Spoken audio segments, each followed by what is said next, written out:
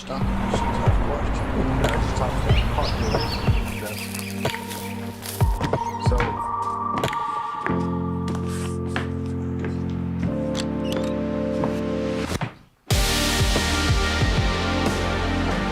So, Larry, what's your full name? Larry Dee Bledsoe. Bledsoe. Yes. You from Tennessee? Yes, from Knoxville, Tennessee. Lived there all my life. Which part of Knoxville? Live in South Knoxville right now. Been there about 30 years. Close to us, I guess, right? Close to what? Closer to Cleveland than. Oh yeah, I guess so. Yeah. Is you close to Loudon? The river? Oh Yeah. Oh yeah. I live about 2 miles from UT Hospital too. Is that right? Yeah, and it's real close to the river there. But Charles, how's the campaign going?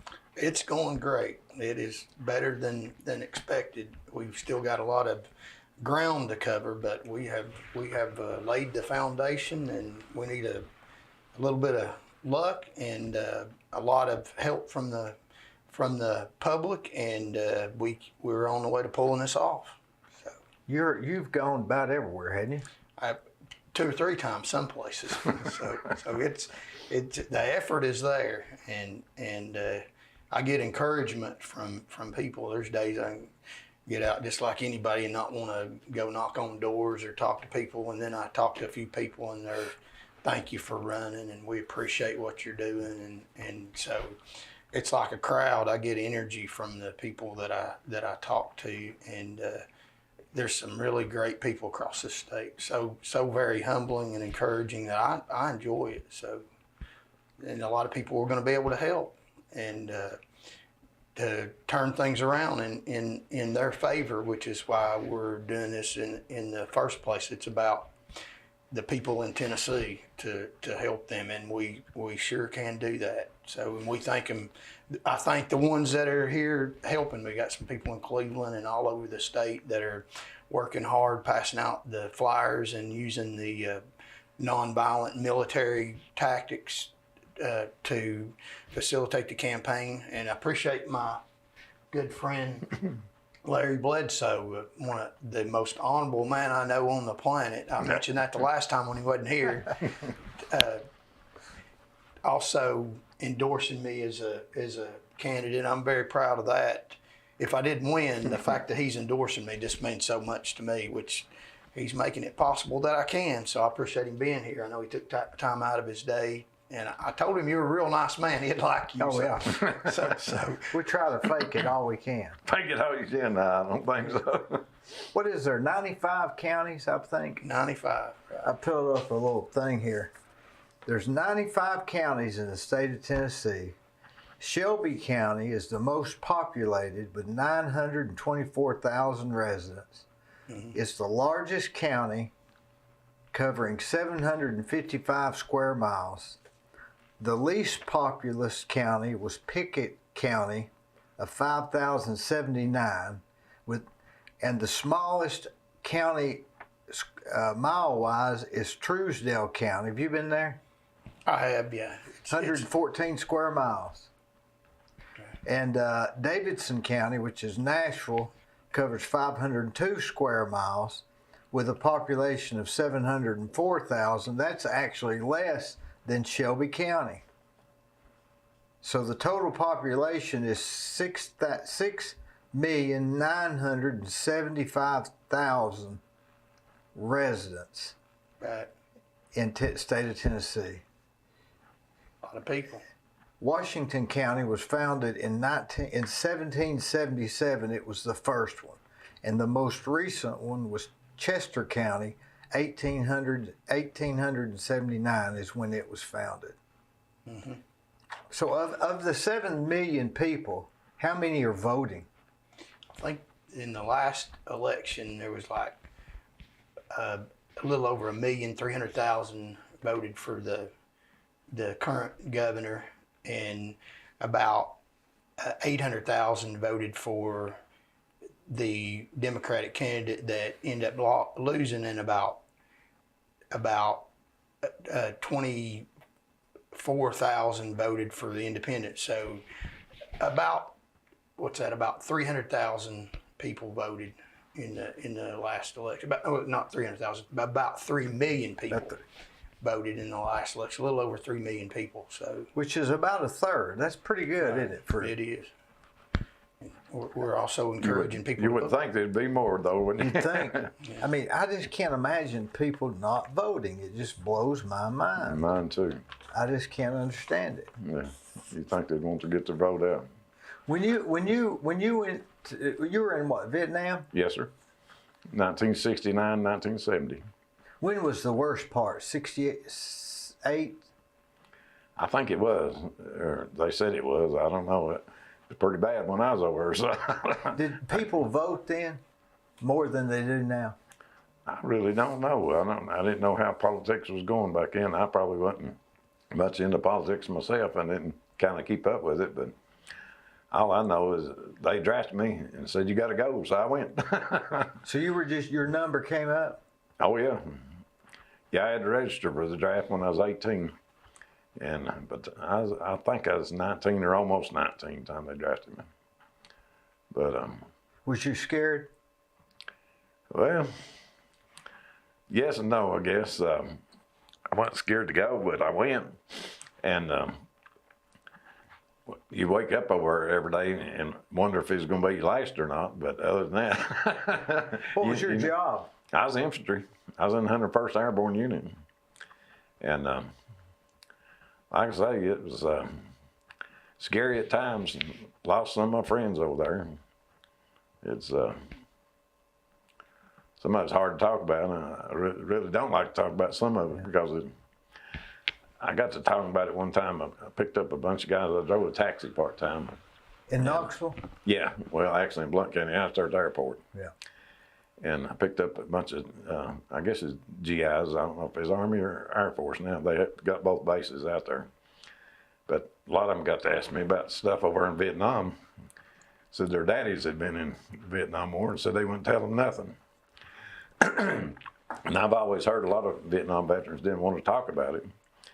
And some of the things that happened, you don't want to talk about because I don't know. And I told them guys some things that I wouldn't tell a lot of people either. But that night, we had a thunderstorm. And it started thunder and lightning. I jumped out in the middle of the floor looking for my M16. But you know, it brings back memories when you talk about it a lot. So is PTSD a real thing?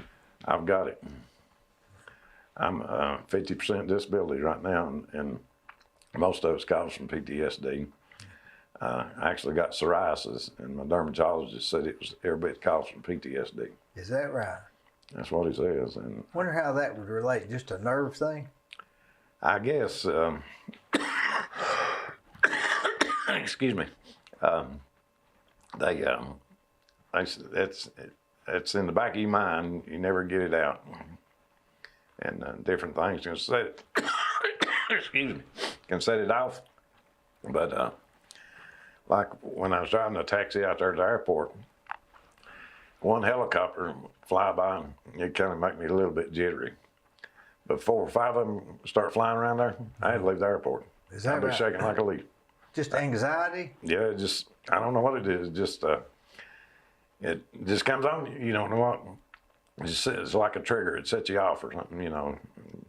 I guess over in Vietnam, helicopter flying all day long. That's all you heard, no matter where you was at. Just constant noise. Yeah, constant helicopters, you know. Did they send you through basic training before you went to Vietnam, or how did that? Yeah. I mean, like, did you leave Knoxville and get on the bus headed with your luggage? Yeah, the basic training I did. Went to Fort Gordon, Georgia. And I think it was 7 or 8 weeks or something like that. I can't really remember. But was that hard for you, or was it? No, I was in good shape back then. We laughed at a lot of the fat guys because they had a hard time doing the PT. But I buzzed right through it because I was slim and trim, and they had a lot of muscles. I'd worked with my uncle as a brick mason, and I had a lot of strength. Yeah. So it was easy for me. But then after basic training, we went to what they call PT training in Fort Polk, Louisiana. And a lot of guys were hollering, oh, they're going to send us to Germany. They said, no, if you go to Fort Polk, Louisiana, you're going to Vietnam because that's training for Vietnam. What kind of training was there? Well, actually, they trained you to kill people. You mean hand-to-hand combat? Hand-to-hand, yeah. We had a lot of that. And it's just, How long was you in that training? I think it was about 8 weeks, too. Was it pretty thorough? It was. Yeah, you talk about that. I remember one time when I was driving the taxi, I took a bunch of girls up this place called Highlander up there in way out of Knoxville, but about 35 miles from the airport. Anyway, one of them said something about me being in the Army, and she said, did you learn anything in the Army that was useful for you in civilian life? I said, no, not a thing. She said, what do you mean? You didn't learn nothing? I said, well, we was trained to kill people. And I said, you can't do that in civilian life. They put you in jail for that. I always thought that was kind of funny, you know, her bringing that up. And, well, that's what, about 16 weeks of training before you were sent to Vietnam? oh, yeah. I mean, about 8 in boot camp and about 6 or 8 in PT training? Right. And then you was on the plane to Vietnam, yeah. Where'd you get on the plane at? California. Did they fly you to California and then fly you out there? Yeah, when they first fly you to California, you wait on orders. And when the orders come through, then I was out there in like several weeks, maybe 4 weeks or something before. Just waiting? Yeah, waiting for your orders. What'd you have to do while you was waiting? Well, they'd have formation every morning. Most of the time you get PT duty, which is kitchen duty. Yeah. And I did that one time, but I'm a pretty smart fella. I learned how to get out of there. I tried that it one day. I said I didn't want to do it anymore. But what you do when you go to formation, they just walk down the line, pick out, have your name on your uniform. I said, Bledsoe, you going for PT, you know. And I said, well, a bunch of them guys that shipped out and left a lot of their uniforms. I'd always wear somebody else's uniform for formation. So they called whatever names on mine, he didn't show up. It's kind of sneaky in a way, I guess. Bet they got in trouble too, didn't they? I guess. They probably did. Well, most of them probably gone anyway. The reason they left their uniform there, so they didn't know.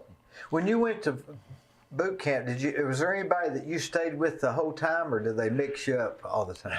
I think it was a few guys, yeah, that we went through basic training, AIT, and then even to Vietnam together. But wonder why that's just some people. Do they have a method to that, or is it just? Well, yeah, they had a test that you had to take too, and I think it kind of determines where you went. And I think the test I took, I think I got out drinking the night before. And I just put down anything, and that's why probably the other reason I wound up in infantry. But they like the lean, mean guys, and I was lean and mean, so I didn't have a chance. I was going no matter what. When you got over there, can you describe your first day? Yeah, I still remember that. We got down there, I guess it was in Saigon, and we got off the plane, and somebody said, "You guys hungry?" I said, "The chow line's open." So get in the chow line. There was a line that looked like me, a mile long. I don't know, but it moved real fast. But anyway, we were standing there in that chow line, and they started shooting rockets in the compound. What for? Well, that's what they did. Oh, you mean the enemy? Yeah. Yeah, the enemy was shooting rockets inside down there in Saigon. You know, that's probably one of the. There's no safe place over there. But is that when it got real to you? Oh yeah, it's awakening. Because them rockets started, and to start with, we were standing there just looking around. Somebody said, "Hit the ditch," and it's like a swarm of flies, all of them at one time. And we hit the ditch. You know, shrapnel flying everywhere. That's the first day. But, boy, that'd be a different thing, wouldn't it? It's the real world. It woke you up in a hurry. So your job was just to walk through the jungle? Pretty much. I think our mission for a while there was to cut landing zones, because I know we did a lot of that. But we didn't cut them with saws. They gave us C4 to blow them trees down. We was out in the jungle, places where they need the landing zone, where they could fly helicopters in there and let GIs off. We cut a lot of those landing zones. And they'd tell us to put usually about 4 sticks of that C4 on it. Mm-hmm. But if we had any of that stuff around left over, we had to carry it around. So we learned to put about 8, 10 sticks on them, and we'd blow them trees. And when we blowed them, we didn't have to move them. They was out of the way. We put double what we were supposed to. What about the stumps? And it didn't bother them that much. A lot of times a helicopter come in, if they was dropping somebody, they didn't never land on the ground. You had to jump. You jump a lot of times 10 feet out of that helicopter.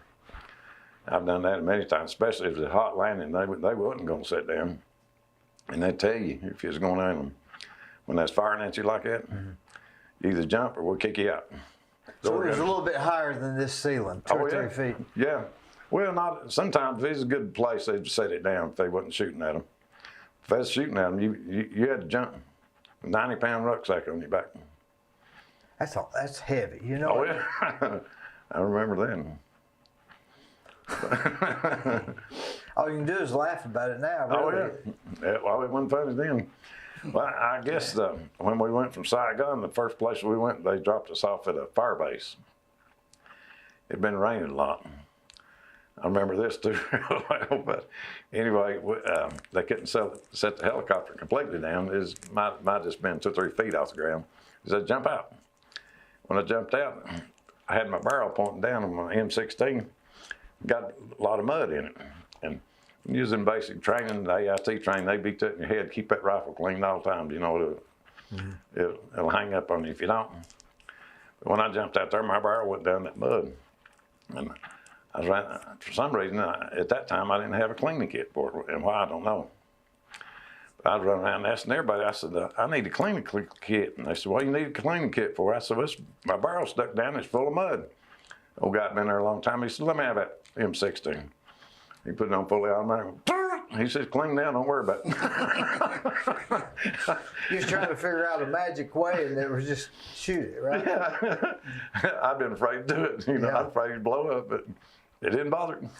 I guess when you're out in those places like that, you learn tricks that they can't teach you in school. That's right.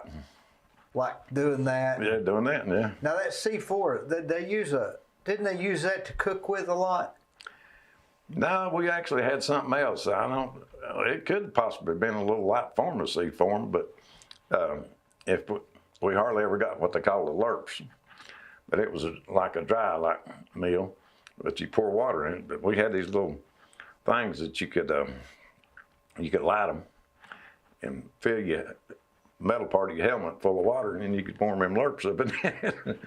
And that might be what you're talking about. So you'd cook out of your helmet? Well, that food was in like a plastic bag, but you'd get it in hot water and put it down that bag. The bag down, real heavy plastic, and them meals were really good. Now was that an MRE or was that something different? I guess that's what it was. I guess, yeah. But most of the time we got C rations. They weren't very good. What's the difference between a C ration and a MRE? Well, the C ration is just canned stuff. Everything's canned. Peanut butter in it. You had a little small thing of peanut butter, a little small thing of jelly. You might have some kind of meat in the can. They always give you cigarettes too. You'd always have a pack of cigarettes in them. What brand? All different kinds. If you didn't like them, you swap them out with your buddies. A whole pack or just? No, it's like a small packet. I think either 4 or 6, something like that. But sometimes they'd have 3 or 4 little small packs in there. Yeah. But I was telling Van on the way up here, I said they promoted smoking back then when I was in there, when he was in basic AIT. You get a little break, and they said, well, if you got them, smoke them. So if you don't have them, bum them. Yeah. But they don't promote it anymore. But I still smoke. I know I shouldn't, but I'm not give it up yet. When you went out on these things to clear these runways, did they fly you there, or did you have to walk there? Well, most time, we walked most of it, I think. You know, we had to get out there some way to start with, but anyway, wherever we would walk a lot of times to a different spot, and then we'd start clearing it there. And if we didn't have the C4 and stuff we needed, they would drop them. They'd actually lower it down. How many was in your group on those? Well, we had a whole company. Would it be like 10 or 60? I think it was 7 in each. I forget what they call it now, squad, each squad, and they 4 squads made up a company, and our whole company would go out there. And another thing, probably I wouldn't be here today, but we went into a base camp one time. Like I say, I was in the infantry to start with.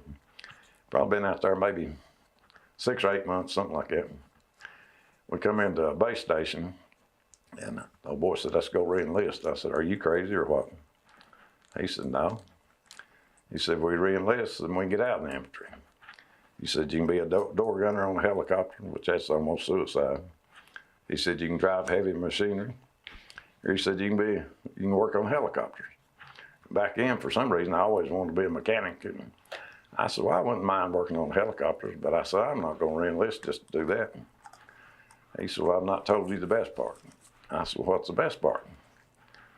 He said, "Well," he said, we get out of the infantry, plus, said if we get a 30-day leave and get to go home." I said, "You kidding?" He said, "No." I said, "Well, you talked me into it. Now let's go."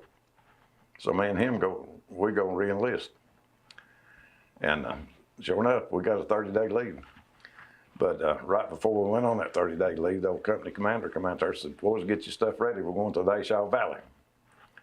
And that old boy, he said, "We're not going. We re-enlisted." He said, "Well, let me go check it." So it's the company commander now. He come back and said, "Yeah, you're right." Said, "You 2 guys not going. You're going. I'm going to leave." Said, "The rest of you get your stuff ready. We're going to Ashaw Valley." They went to Ashaw Valley, and while we was on going to leave, every one of them got killed. That's what they told us when we come back. Said everyone in that company got killed. So if that old boy hadn't talked me into it, I wouldn't be here today talking about it. Boy. So, it was kind of scary in a way, but Yeah. I always felt like I had a guardian angel over there. I had an aunt. She used to pray for me every day. She'd send me letters and stuff. And she was only like 14 years older than me, but she always liked me and everything. And she wrote me a lot of letters, and she'd tell me in those letters that I pray for you every day. So I always thought that helped too. Did you get mail regular? Well, I won't say regular, but you would get it maybe once a week. They'd have a mail call when the mail would come in. Some guy standing up there calling the names off and passing. Like on MASH? Yeah, passing the mail. That's the way it worked. And you might get 5, right? Oh yeah. You might get 5, you might not get anything. Do you ever have anybody that you saw that just never got any mail? Yeah, and I felt sorry for them guys too. They seemed like, like they was disappointed they didn't get any mail. And sometimes I didn't get it, and I was disappointed when I didn't get it too, But most of the time I got my aunt and my wife mostly. They sent me a lot of letters over there. That was important to just keep writing to those people, wasn't it? It was. That was probably Felt worth like more. you had a little connection that way. But otherwise, it would just be like, what's the point? yeah. Well, like I say, you'd wake up every day and you'd wonder, well, is this going to be my last day or not? You never knew over there. Were you thinking, what's this war about? Or were you thinking, this is just what I do and my number's up and I'm going? Yeah, that's it. The last part, yeah. Because you're just a teenager. I didn't know what it was for yet. Yeah, you're just I was a going. young guy, yeah. That's what they wanted, though. They wanted young, mean and lean guys, what they wanted. Mm-hmm. And that's what they sent over. Not question anything. No. Yeah, that's just it. And we didn't know any better. I mean, you hadn't lived a life, and learned to do a lot of different things. And yeah. That's exactly what they wanted. And, were you there during the Tet offensive? Yeah, I was. I remember. Or is it Ted or Tet? I've always called it Ted, but I don't know. No, it's Tet. Tet? Yeah, I believe. And I don't know where they come about all that stuff, but I've heard about it and all that stuff. But I know we was at a fire base, and they said a lot of them Vietnamese was heading toward us. And of course, we had what we call flyers. If they trip a wire, it set off a flyer. I mean, I forget what they call it. It'd light up. Yeah. And they said, "Man, things goes off, fire, everything, you got it." They'd let us shoot anything we had. And I also remember we had a North Vietnamese with us one time as a scout. They call him a scout. And he had been a North Vietnamese, fighter, but they captured him. Asked him, did he want to go to jail or did he want to be a scout for us? He said, I'll be a scout for you guys. Hell, them some bitches. Yeah. Sorry. But anyway, he decided to be a scout for us. And, but he at that time I was carrying a grenade launcher and he loved to shoot that thing. But it would kick about like two 12-gauge shotguns together. Yeah. It'd kick you. I mean, you better have it in your arm. But he was so little it would actually knock him on the ground. But he'd get up and want to shoot it again.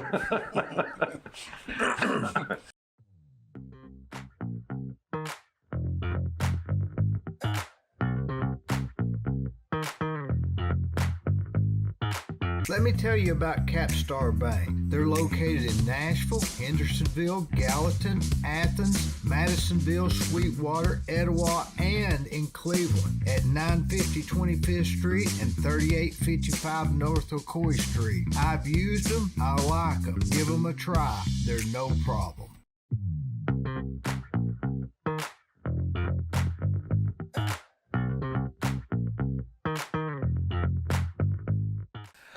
When you were out there, did you have were you out there for like 3 weeks straight, or was it? Yeah, sometimes longer than that. I know one time we got what they call socked in. It was when it got so foggy the helicopters couldn't find you. And I know we went one time about 6 or 7 days with nothing to eat. Nothing was out. No sea rashes, no MREs. Yeah, we was nothing. out of it. Yeah, it took that long for them to find us. Well, what'd you do? We just did without. Try to kill a rabbit or something? Well, there wasn't nothing like that around, was there? No, there's too much going on, too many shootings, and You didn't just shoot at a rabbit because you'd start a war, wouldn't you? Another war. Well. So what'd you do? We didn't have nothing for 6 or 7 days then. We was about out of water. I think we did finally find a stream of water, and that's another thing I kind of hate to tell, but while we was out of water for a while, we found this real clear stream, and they always give us these pills you're supposed to put in it, but it made the water taste yucky. So if it's a real clear stream, we wouldn't put those pills in. But we found this stream, and we was filling our canteens up. We was drinking this water. We got all our canteens filled up, and we moved upstream. We found the dead goat laying up there. So you talk about pouring water back out and puking and throwing up. It made you sick actually seeing him laying in that water, that the water had been running over him, come down there and we was drinking. And he'd been there for a few days, telling you, yeah. So that was, it was a mess too. But. That's why they wanted you to put those tablets in there. And I think we did after that. After we got upstream, past him and refilled her. Were people getting irritable after 6 days of no food? Get irritable? Yeah. I think they're more mad than they was irritable, but. I mean, you get weak after 2 days of no food. Yeah. I don't think we completely run out of water, but was getting real close on it when we found that real clear stream. Yeah.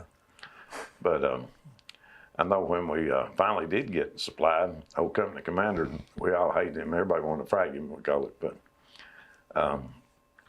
anyway, he wasn't out of food. And he told us when we got resupplied, you better not be eating anything. As soon as we get resupplied, we're moving out. We said, the heck with him. We was opening cans of stuff and eating it anyway. We didn't care what he said. But why didn't he run out of food?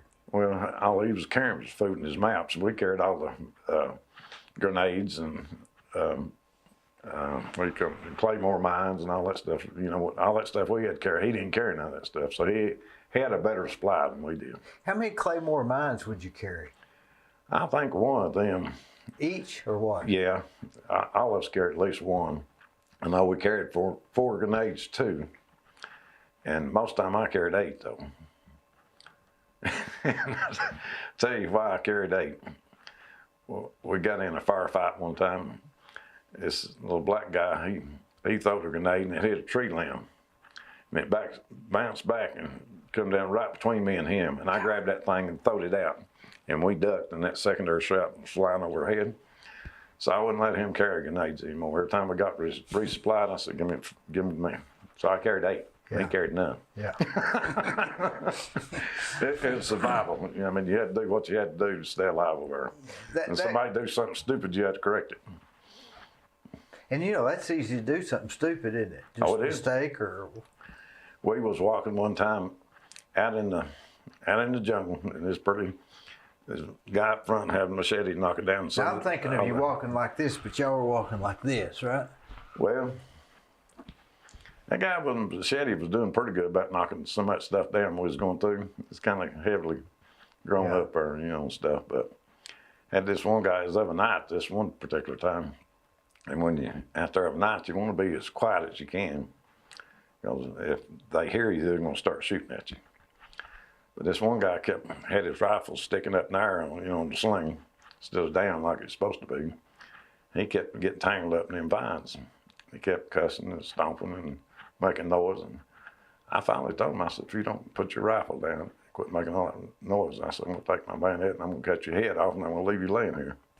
That's what I told him. And you meant it. I did mean it. And he put that rifle down and he shut up too. Because he's going to get everybody He's killed. going to get it all killed. That's what I'm saying. It's survival. And you know, if I'd let him keep doing that, we was all going to die. That's what it amounted to.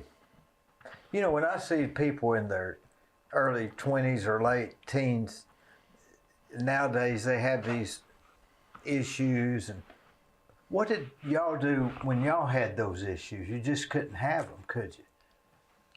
I mean, like depression or anxiety or girl problems or... No, you didn't think about the survival of what you thought about over there every day.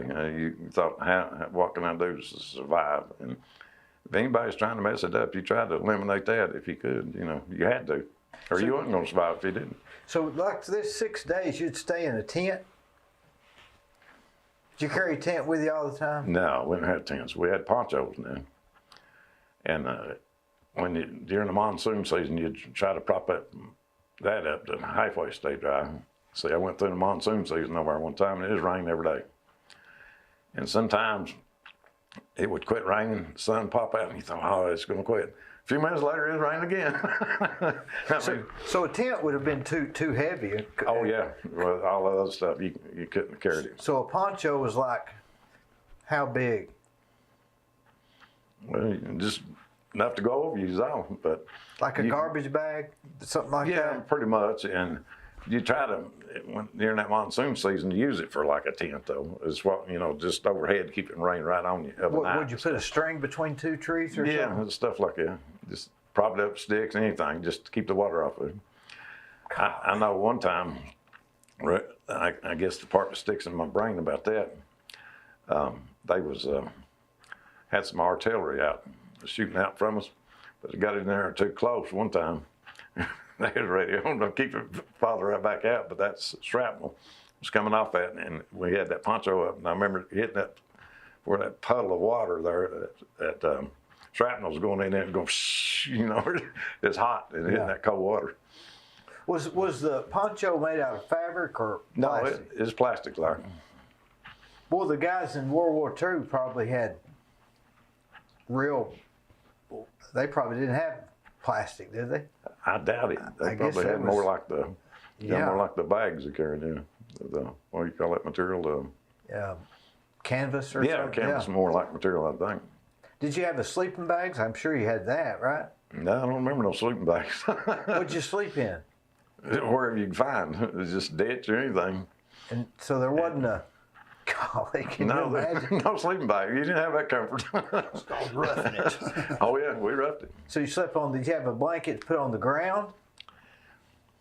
And a poncho or what? You know, I don't even remember a blanket, but it was warm over there. It wasn't cold. Oh. I don't never ever remember it being cold over there. And when it wasn't raining, it was really hot. So. Like what temperature? Oh, it's probably close to 100, I guess, 90 and 100. And humid. Oh, yeah, humid too. Just sweat all the time. All the time. It wasn't no fun place to be. It wasn't no vacation, I guarantee. But. Was he over there like 2 years? No, just 1 year. And actually, I was there less than a year since I got that 30-day leave and got to come home. So I was there more like 11 months total, I guess. But it was enough, right? Oh, it was enough. I sure didn't want to go back. But you know, we had one guy over there. We called him Big Bad John. He was on his third tour over there. He was mean. He loved to kill Vietnamese. He said, I come back every chance I can. He said, I love to kill them. I mean, he just loved to do it. But I think he was one of them that got killed in the Ashaw Valley. Or I know he did, because he was still there when we left. But what they would do when you got drafted and sent over there, they'd send you for 1 year. When you come back to the United States, if you want to go back, they'd only let you go like a 6-month tour instead of a year. So he'd been over the year the first time, come back for a 6-month tour, and went back and volunteered to come back for another one. So he was on his third tour. But he loved that place. I hated it. Wonder where he was from. I don't know, but he was a big old guy. He's about 6'4", just muscle, mean as he could be, though. I can't even tell you some of the things he did. I mean, I just stuck close with him. Oh, he was bad, man. He was bad. That's what they wanted over there. Oh, yeah, they loved him. But I'm pretty sure he was, you know, when I told you I come home and leave, and he went to the Ashaw Valley, he didn't make it out of there. Now, when you got out of there, or when you were there, the people you're serving with, what's the conversations like during the day? Is it about baseball or football, or is it just survival stuff? You mean while you were there? Yeah, while you're there. Oh, there wasn't no baseball or football. No, it's all survival. Yeah, and what you're going to do that day. And of course, the company commander will tell you which landing strip you're going to go cut. The part I didn't tell you, when we cut those landing strips, we set up on a trail during the night, and they call it an ambush. You know, if any Vietnamese come in there, we're supposed to shoot them, you know. And we did. We shot several of them. But like I say, I can't tell you the things that guy did to him after we even killed him. He's a mean man. Meanest man I ever seen in my life. But he loved to kill Vietnamese. He swore, he said, I love to kill him. Wonder why he's like that. I've never seen nobody like him in my life, like I say. What movie would you say is close depiction of Vietnam? Well, I don't know what the name of it was, but there was one that was pretty close I watched, and the rest of them wasn't nothing near or what the part I seen anyway, but there was one of them. Platoon, maybe? Yeah, it was either that or Full Metal Jacket or something like that. I don't remember which one it was now. I don't remember the name of it, but there was one that was pretty close. It depicted it pretty well. Now, when you were enlisted, what did you do then? Oh, when I re-enlisted? Yeah. Oh, I got stationed at Fort Bragg, North Carolina. They actually kind of gave me my choice if I wanted to go to Fort Bragg, North Carolina, or if I wanted to go to what was the one in Kentucky. I can't think of the name of it now, but anyway, I picked North Carolina because for some reason I thought it was closer than Knoxville. But anyway, I got stationed up there, and 82nd Airborne is what's up there. But I was in like a support unit for them. And what you'd do there, you'd go to formation every day, and they'd pick up the duties they was going to send you on. And one guy told me, he said, everybody thinks garbage duty is the worst duty they are, but he said, hell, so that's the best part. He said, you go do it 2 or 3 hours a day, and you get to go, you're gone. Yeah. You know, so we did that for quite a while, or for, you know, maybe a few weeks anyway. But the old boy told me, he said, there's going to be a good thing coming up if you're interested in it. I said, what's that? And he said, refueling helicopters and airplanes. But said the only bad part, said you have to have spit shine boots, and said you have to be in starch uniforms, and said you have to look real sharp. Said because a lot of colonels and generals and stuff come in on the planes and stuff. And so we volunteered for that, and I did that the whole time I was there. After that, I might have been there 6 months or a year before that, but I spent 28 months at Fort Bragg. Because you were enlisted. If you hadn't have re-signed up, Oh yeah, then you'd have been out in a few months. months. But Yeah. you'd have been dead. yeah, I wasn't been there to do it. So you traded 3 more years in the military to get out of Vietnam 1 month earlier, basically. Well, it's got a 30-day leave. Yeah. Yeah. Yeah. Because you didn't know. They could have sent you right back. You didn't know. Oh yeah, they could have sent me back, but they didn't for some reason. Now they did want me to go to NCO school while I was up there at Fort Bragg. But I said, I'm not going to that school. I'm getting out. And I think I only had 8 more months to go. And I said, what I want to go to it for? I'm getting out. And they didn't like that. So they did give me Article 15, which is slap on the wrist. Don't go on your record. I think they took half a month's pay for 1 month and confined me to the base for 1 month. And that was it. Slap on the wrist. Mm-hmm. Because I didn't want to go to that NCO school. They wanted me. They thought, I guess, if I went to that, I'd got another rank, and they thought maybe I'd stay in. What's NCO? What's that stand for? Non-commissioned Officer, I guess. Yeah. Something like that. I can't remember all those terms. That's 40, maybe 50 years ago now, I guess. A long time ago. I know this may seem like a crazy question, but is there anything you do miss about your tour at Vietnam? No. I mean, anything, the camaraderie, I've heard that some GIs want to go over there now and see that place again. I said, they're crazy. Not me. I didn't lose nothing over there. I didn't lose a thing over there. I never want to go back. It's probably a beautiful country, nice place to visit. But you're done. I hated that place. I never want to go back. But, was you scared? Well, probably. If you want to know the truth, at times I was. Yeah. Not all the time. But I felt like after I went over there, I wasn't scared of nothing after that. I got where I didn't care anymore. Why be scared? If you're going to die, you're going to die. Why be scared? Does that carry with you today? It does. I'm not scared of nothing anymore. I'm starting to get old. But, I never was a real big guy, but I was mean back then. I guess part of my Army training. Big guy, I'd fight with him. I didn't care. It didn't faze me a bit, but I'm getting too old now to fight. So how old are you now? I'm 72. 72. So I don't believe I can handle many fights anymore. Probably if I got in a fight, you could scare them. Well, I figured I'd tear into them and probably had a heart attack. I heard somebody say the other day, they said, I'll show you for 30 seconds how mean I used to be or something. Yeah.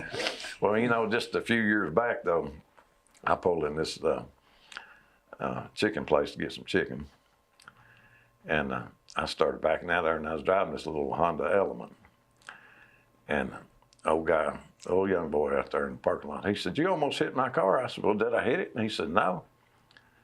And I said, I don't even see a car back there. I think he was messing with me. He said, you old man, I'll just grab you out there and whip your butt. I said, this ain't going to happen. I opened that door and I jumped out. I was going to fight with him. It's been maybe 10, 15 years ago, but yeah. He takes off running, hey, come back here. But, just crazy stuff like that. But if you confront people, they usually back down, won't they? This guy did. He was a little young punk. Yeah. He seen my gray hair, I guess, and he thought that, I'd be afraid of him. I jumped out of that. I'll tell you another thing. I went in a Taco Bell one time, and this was probably a few years before that. And I went up there and got my order, and I had my drink cup, and I went over to this ice machine to get me some ice in my cup. And I couldn't get no ice coming out of it. And I thought, what's wrong with this thing? And some guy sitting over in the corner said, look at that dummy up there. Look at how to get no ice in. And I thought, I didn't like that too much, but I didn't say anything. Yeah. A few minutes, this other guy walked up there, and I said, what's wrong with this ice machine? He said, you got to tap on it there. I said, it's kind of clogged up in there. I said, if you tap on it a little bit, it'll come out. So I tapped on it. It started coming out, and it ran over top of my cup, went out the floor and everything. And some guy sitting over in the corner said, look at that dummy up there. He's getting ice all over the floor again. He kind of hit me hard then. I go over, and this guy, I bet he was 6'4", maybe bigger than that, big old guy, sitting there in a chair in a little table. I got right in his face. I said, you about to let your mouth overload your butt. That's the best thing you can do is shut up. Of course, I didn't say it that nicely. I said it a little bit rougher. And I figured he was going to get up, but I done made up my mind. If he tried to get out of that chair, I was going to wire his head out before he got up. I done had a plan. I hate for somebody to do me like that, don't you? Oh, man. I can't take it very good. I can't either. It just flew all over me. And I ready to fight, but he's a big guy. If he got up, he'd probably stomp me to the ground. But I made up my mind, he wasn't coming out of that chair. I was going to get him before he got up. So I had a battle plan. I had a few instances like that in high school, and I was always able to scare the other person. Yeah, it works sometimes. You got to look like you don't care. Oh, well, the guy sitting there with him, I went over and sat down. And I heard that guy say, he's crazy. You better leave him alone. Well, you're not crazy. You're just not going to be walked over. That's it. Yeah. You know. All he could do is beat me up. But like I say, I done made up my mind. He wasn't coming out of that chair. I had him down there where I could reach him. Now, these sea rations, was there anything in there you thought, boy, that was good? Yeah, they was, I can't remember what it was, but some of them was yucky. I didn't like them. And some of them guys, maybe if they liked it, sometimes we'll swap it around too. But them blurps, that's what we really liked. And they was hard to come by, but every now and then we'd get them. And believe it or not, every now and then they would drop off these big canisters with actually food that had been cooked and drop, looked about like a metal canister? Yeah, it looked like a cooler or something, you know, but it had hot food in it. Yeah. Every now and then we would get that, which is very seldom. And if you go in there to those fire bases, every now and then they bring you some beer, but it was hot. Mm-hmm. And some of them guys drink it stuff. I said, I can't drink hot beer. If it's cold, I might have drunk one, but I couldn't. Some of them guys drink it anyway, though. There's a lot of stuff different over there than what it is here in the States, I tell you. Do you think it would be good for people to have to go to the Army in their 20s nowadays? Yeah, I think it'd be good for them. You learned a lot of discipline and stuff, and they taught you to do stuff right. You had to be neat and clean with everything. We learned that in basic training. Did that carry with you when you was out in the jungle, or did it just didn't matter then? You couldn't do it over there. I mean, you didn't have foot lockers, and you couldn't have blankets that had to be folded and tucked and all that stuff. You couldn't do none of that over there because you didn't have it. But did you have soap? I think we did. Seemed like we hardly ever used it because we didn't have the water to use it with, you know. And I don't know where we got the toothpaste. It might even come in the seed ration, but I remember we did brush our teeth a lot. Did you carry your toothbrush with you? Oh yeah, that's what I mean. Out in the field, we had a toothbrush. But maybe the toothpaste came in the sea rations. It may have. I can't really remember where we got, or you might have to have it separate. I can't remember where we got it, but I always remember brushing my teeth out there a lot. I'd have to brush my teeth. Oh yeah, yeah. It's hard to go without brushing teeth. I mean, you go without a shower for a long time. Of course, you stink, but I could take that, but my teeth, I'd have to. Oh yeah, yeah. It would have been rough if you couldn't brush them. And they may have been times we ran out of it. I don't know. I can't really remember that part. But why didn't you stay in for the 20-year stretch? Just over it. Well, I just got married right before I got drafted. Oh, really? Oh, yeah. And I wanted to go back. Of course, my wife ran around on me while I was in Vietnam. Is that right? And I divorced her later on. But after you got back? Or a while later? Well, it was a while later because I didn't find out about it to start with. She finally actually come out and told me. Some guy had been with a guy trying to blackmail her or something, wanted her to give him money, so he wouldn't tell me. So she finally came and told me. But I went to a lawyer when I found out about it and asked him. Had 2 kids. Asked him what my chances would be in getting the kids. And he said, well, unless she can prove her unfit mother, she'll wind up with them. Said, you won't get them. So I tried to just live with it for a while. That's another thing I got to think about one night. I was laying there in the bed, and I got that stuff on my mind. I had a .38 pistol. I had it up in my closet.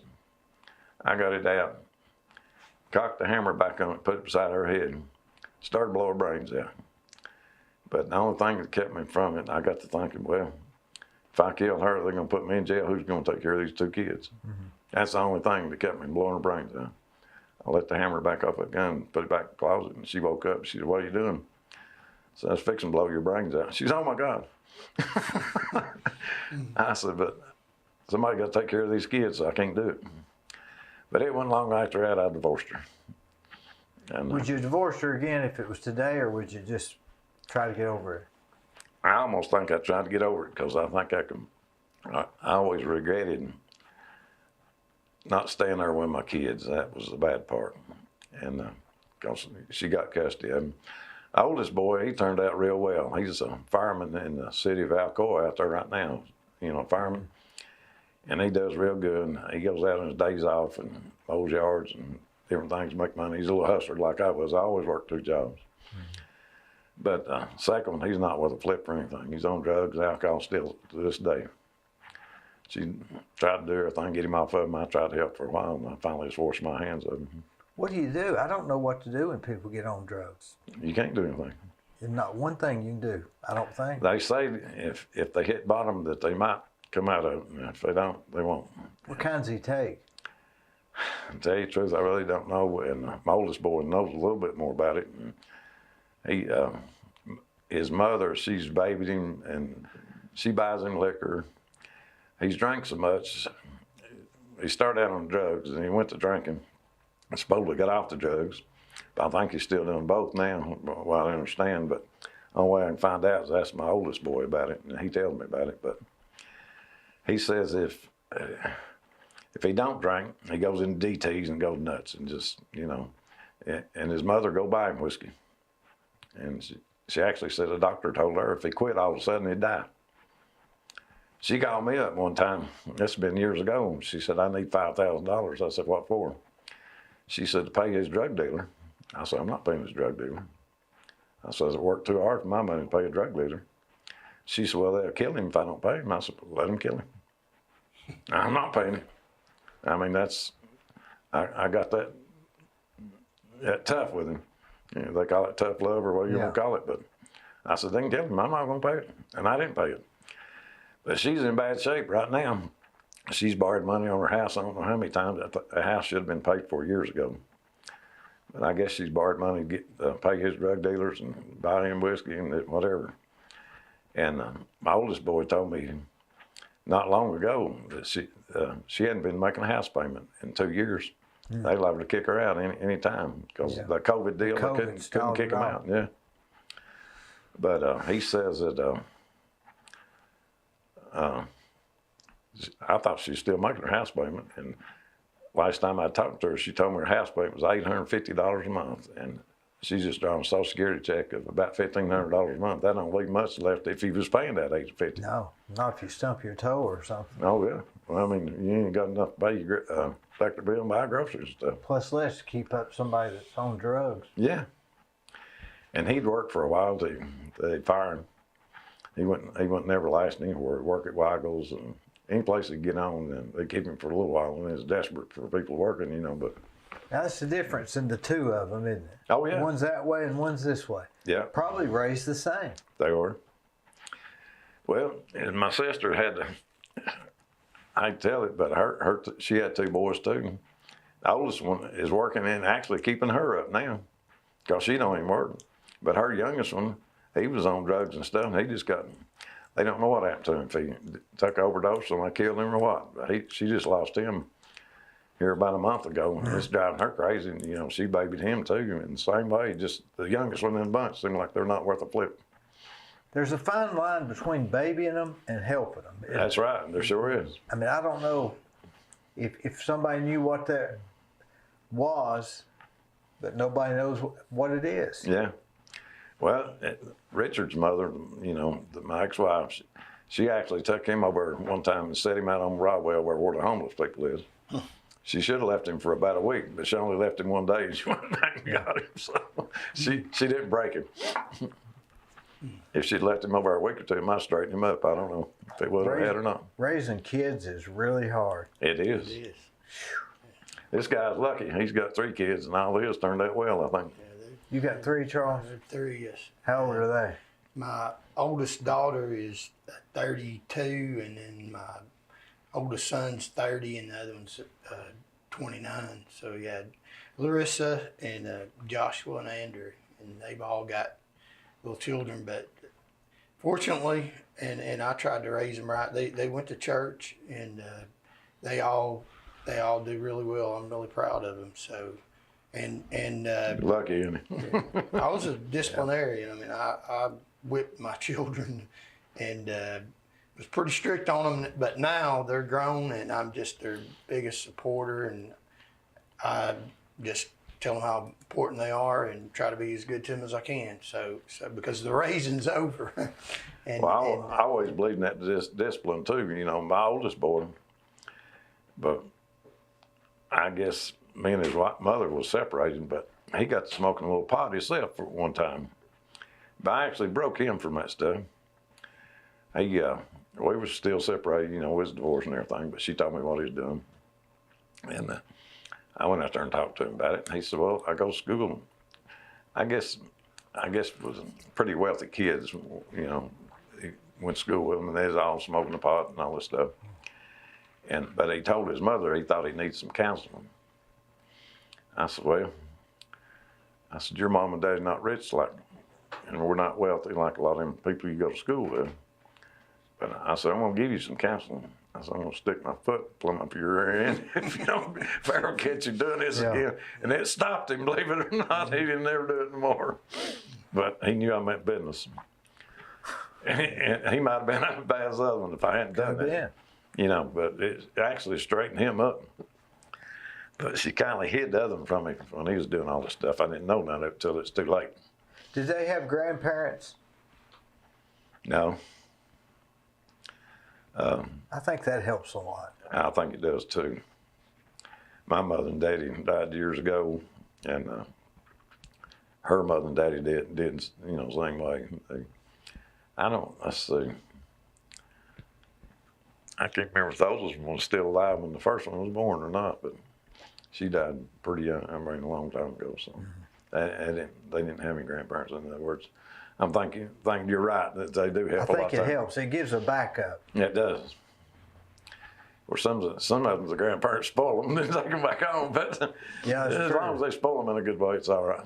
What about you, Charles? Your kids, grandparents? They had my mother, who took really good care of them and was a great Christian influence on them. So that sure helped them a lot. All kids, probably normal ones, go through their troubles and trials. Sure, yeah. So you can't focus on every little thing. But my kids are very responsible citizens in the community that I love dearly. You can do whatever, don't hurt my kids. That'll get you in bad trouble. I'm like Larry on that. So they're important to me. I talk to them as often as I can. I love my kids. Yeah. So yeah, it's tough raising kids, isn't it? It's tough, man. I got this guy that I work with that's older than either one of y'all, and I said, asked him one time. I said, hey, what's the best way to raise kids? And he said, hey, I've got 4 kids. I raised them all the same, and I got 3 of the best kids you could ask for. In other words, there's one of them that. Yeah. He said, I've got 4 kids. I raised them all the same, and I got 3 of the best kids you could ask for. Another one didn't turn out so. Yeah, sometimes it seems like the youngest one too. I don't know if they get spoiled or what. This one is the youngest one. Come to think about it. Yeah, and it seems that way in a lot of cases, and that I've noticed, you know, in the families that all of them turn out good except the last one. Yeah. And I don't know if it's because they spoil them, the other brothers and sisters spoil them or what. There's got to be something to that. Got to be something to it. Yeah. Don't know what it is, but it always seems that way. It's the youngest one of the bunch. It turns out the worst. And you know, but a lot of people are doing this psilocybin where they're giving them mushrooms. It's for treatment, and it's stopping a lot of these addictions. Oh, it does? They claiming, There's big studies on it now. It disconnects the brain from something, and it's legal in some states. Well, I wish I could do something, my boy, but like I say, I dealt with it so long. I just got tired of it, and I said, "Ain't no hope for him." And I washed my hands of him. But maybe that's the key. I wish I could still to this day do something for him. But if somebody said, "If you can jog to Chattanooga, it'll solve it," you'd I'd take be on off. the road. Yeah, I would. I guarantee you. Yeah. But I had another son by my second wife, and he was the best kid you ever seen in your life. Made straight A's in school, never made a B. I don't know where he got that. Must have got it from his mama and give it to me. But he loved everybody. when he's 3 or 4 years old, he'd go down the road and see people. And I said, "Don't get the street, Tyler." And he said, "I won't, Dad." We go by and see people walking by. He said, "Hey, my name's Tyler. Come see me sometime." Friendliest guy you ever want to meet. He loved everybody. He got run over on his bicycle when he was 9.5 years old. Got killed. Yeah. That was something else to drive you crazy. That'd drive you insane. It will. I don't know how me and my wife got a lick of sense anymore. My wife I'm married to now. That was worse than Vietnam, wasn't it? It was. Yeah. I guarantee you, that was the worst experience I've ever had. Just playing But time, good kid. How long ago's that been? 1998. He was born in 88 and he died in 98 and he was like 9.5 years old. I couldn't take it. It was rough, buddy. It makes you feel blessed, doesn't it? You never get over it, but I guess you learn to live with it, which is still not easy, but it was tough. I'll tell you it was. Good kid. Like I say, he'd be 30-something years old today, I guess, but somewhere around in there. But like I say, he's a good kid. Loved everybody. When they take me up to the hospital, the preacher come up there. My wife used to take him to church every Sunday too. My wife I'm married to now. And I didn't know it, but the old preacher, of course, I couldn't go to church. I worked for the newspaper. We had to work on Sundays. There wasn't no church going for me because I couldn't. But anyway, the old preacher told me, said he was a good kid. Said, I always told Trudy to bring him a little bit early. And said he would stand up there at the front doors and shake hands with people and welcome them into the church. Said they did that every Sunday. But yeah, it was tough losing him. Toughest thing I ever went through. God took him home. Yeah. But you've got a good attitude on life. Well, I try to. You just do what you can do. I mean, you can't just throw your hands up and run away. I guess you could. Oh yeah. Well, Sure helping me. I sure appreciate it, especially just do what you can do, you know. as honorable as he is. So yeah, I associate with good people. Now your picture's on his Sign, yeah. sign. Yeah. Oh yeah. How did y'all get together? Well, I guess driving a taxi, wasn't it? Yeah, At the airport. At the airport, right. Hey, I worked for the News Sentinel, the newspaper up there in Knoxville. I worked there almost 39 years. And when I retired, I got to hang around with my buddy's muffler shop. And this guy come in there and said, "Hey, so why don't you start driving a taxi for me?" And I said, "I don't want to drive no taxi. I was retired." He said, "Oh, come on now." I said, "You like to talk." I said, "You fit right in." So I went to work for him for a while. But now this guy, he was a nice guy, but his hair and scare him. He's a pot smoker. His brain don't work exactly right, I don't think. But anyway, he'd send you the wrong dates, wrong times, and have people mad all the time. But I had this other lady out there, and her and her husband had been in business for years, and he died. And she shut all of her taxis down except one. But she would give me more trips than he would when I was working for him, because she needs some help. Yeah. And but anyway, I finally got tired of him treating his customers like he did, more or less. You know, I told him, I said, when I worked at the newspaper, I said, they told us you take care of your customers or you won't have any. And I said, you don't take care of yours, I don't know how you have it. But so I finally quit him. Of course, I probably quit him 20 times. He begged me to come back, and I'd go back. But anyway, I finally had enough of him. I parked this taxi at his house, what money I owed him. I left it on the sun visor with my tickets. And he called me up about a week later. He said, "Are you mad?" I said, "No, I ain't mad." He said, "My taxi's up here." I said, "I'm done." I said, "Do you understand what done means?" I said, "I quit." So when I quit him, he said, Laverne called him up every day. He said, "Where's Larry? I need him to do some trips." And he said, "Well, if you want him to work for him, you're going to have to call him. He will not come back to work for me." But so she called me up. She said, "Larry, would you drive a taxi for me if I put another one back on?" I said, "Yeah. I work for you. I know you take good care of your customers." Because it's embarrassing if you're not there. They think it's your fault. You can't tell on the boss, right? Yeah, right. Well, was it a yellow cab or just a? No, his name of his company was Discount Taxi, Did it have a thing on the top? Oh yeah, yeah. You have to. They make you do that, and they control your rates. The city does. You know, they control the rates, and you have to have the meter and all that stuff. But that other company I worked for was AAA taxi, and I just quit it just a few months ago. But I said, Why does the city regulate the fees? I don't know. I mean, it looks like that'd be charges what you want to, doesn't it? Well, you'd think, but it's not. They're regulating.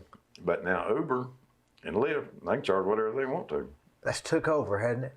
That's What? two industries you've been in. The newspaper, that's probably what? Is it still? It's barely going. And then the taxi. Well, the taxi. Both of them are done away with, basically. No, the taxi's coming back now. Because Uber and Lyft about went out during the COVID. Of course, the taxi business almost went out during the COVID too. But Which one will win? Uber, Lyft, or taxi? I don't know if Uber and Lyft's going to come back or not. But what they did at Uber and Lyft, them guys didn't make nothing. Because some of them taxi drivers, they took their private cars and they tried it. And they said, you don't make nothing. They said, I don't have it. But what some of them would do, they'd do it for a while. They figure out they wasn't making anything. They had money coming in, but when they started having to buy the tires and do all the repairs, then they wasn't making nothing because, they didn't make nothing. That's why they was doing it so cheap. When you figure the overall cost. Then they'd quit. But that time, they kept recruiting them, new guys coming in all the time. That's the only way they stayed. So there's always somebody coming up that didn't know any better. Right, taking their place. Exactly the way that works. And maybe that's why it was regulated. Maybe that's why taxis become regulated. No, they've always been regulated. But I mean, maybe that's why it started out being regulated. Yeah. Because maybe, I don't know. But they just got a raise, the taxi drivers did. One of the taxi drivers went down there in front of the city council of Knoxville and finally got them a raise. They hadn't had a raise in 15 years, or since 2005. Last rate increase they had. And if they hadn't got it now, with gas prices, they'd all go under. Yeah. But it went from $2 a mile to $2.50 miles, what it went to. And when you first turned the meter on, it used to come on at $2, and you turned on now, it comes on $5. So that helps. It's like a minimum charge. Yeah. When you first turn it on, it comes up $5. And that helps on the gas. And if you hauled an additional person, like two people, you would charge $2. And I think none of them have $2.50s, which I thought that part was stupid. They should have put it even dollars, but it helped a little bit, And some of them don't even charge, for an extra person anyway, but some of them do, some of them don't. I was in downtown Nashville, and I couldn't find where I was going, and I jumped in a cab, and I said, hey, I'm going so-and-so, and I gave him the address. He said, okay, and he left, went up, took a right, come back down, went over, and dropped me right off where I was standing. I was there. You kidding me? It was so funny, I couldn't say nothing. I mean, literally, I got out exactly. They charged you for it. It charged me for it, but I was too embarrassed to say anything. Well, that was uncouth on his part. He shouldn't have done that. Yeah. But we had this one guy worked out there at the airport, and they finally caught him and fired him, or run him out of the airport. But he would have people come in and say, oh, you ever been to Knoxville before? And they said, no. That's a bad thing to say. He'd take them way down to West Knoxville, then come back up to downtown, which is about a $30 trip back into Knoxville. He charged them like $80 because he'd drive all the way down the interstate and then come back up. Have you ever rode a cab in like New York? I've never been to New York. Man, it's a totally different cab ride. That's what I heard. I mean, it's a crazy ride. Oh, they'll go that close to the next car, and but they, as far as I know, they don't wreck that much. If they wrecked, it wouldn't matter. They just keep going. Keep going, yeah, they don't care. That's like my neighbor from Indonesia. He said the same way over there. He said, you driving down? He said he's afraid to drive over there anymore when he goes to visit. He said motorcycles come up sliding, side of the car, skin it, they just keep going, they don't stop. Isn't it funny if you did that here, open the car door at the gas station, they'd call the police, and they wouldn't even. They don't care. Yeah, just keep going. But before long, we'll be getting in the car, punching where we're going, and the car will automatically drive us. That's scary. Just think of all the. To me, that's scary.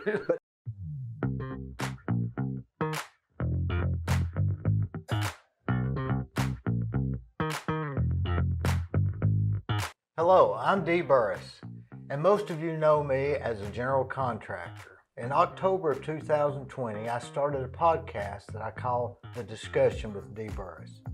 Each week, I have conversations with interesting, informative, and fascinating people from Cleveland and Bradley County and the surrounding areas. You can watch the discussion at deeburris.com on YouTube and Facebook, where we would ask you to please subscribe. It's free for updates and notifications of new shows. It's no problem.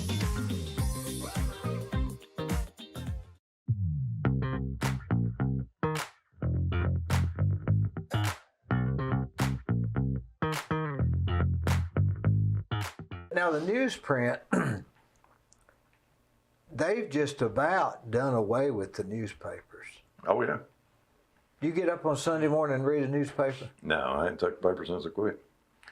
You were done with that too? Well, it was. I never did read it much because when I read it, it puts me to sleep. All I do is go to sleep. I don't know why, but it does. It relaxes me, I guess.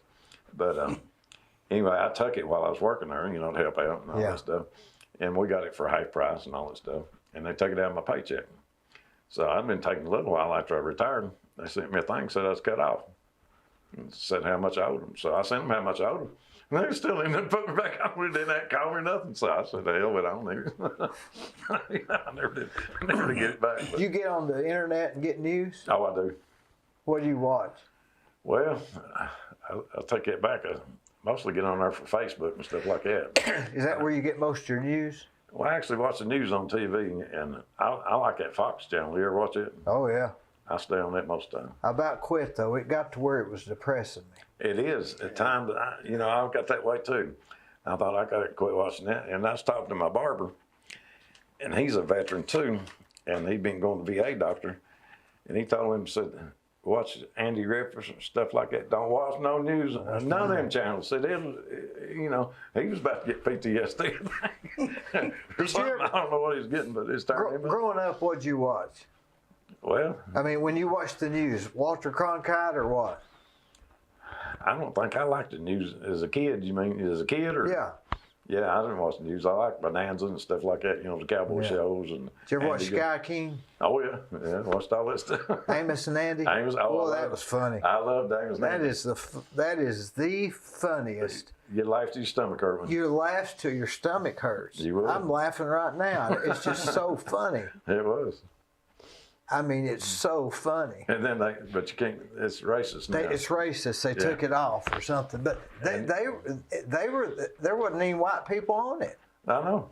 It was all. I don't know what they were mad about, but that was the funniest. Because we was laughing at the black folks. The only thing I figured. But well, but the whole content, Kingfish was so funny. They was. I mean, did you ever watch it, Charles? I never seen it. Oh, it's the funniest show. And Aunt Jemima can't sell no syrup no more.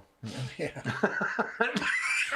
I just think if we let things play out, like the taxi driver, maybe your son, let it play out. Let these stuff play out, and I think it'll just seek its own level somehow. It's got to, don't it? I mean, you can't force things. No, you can't.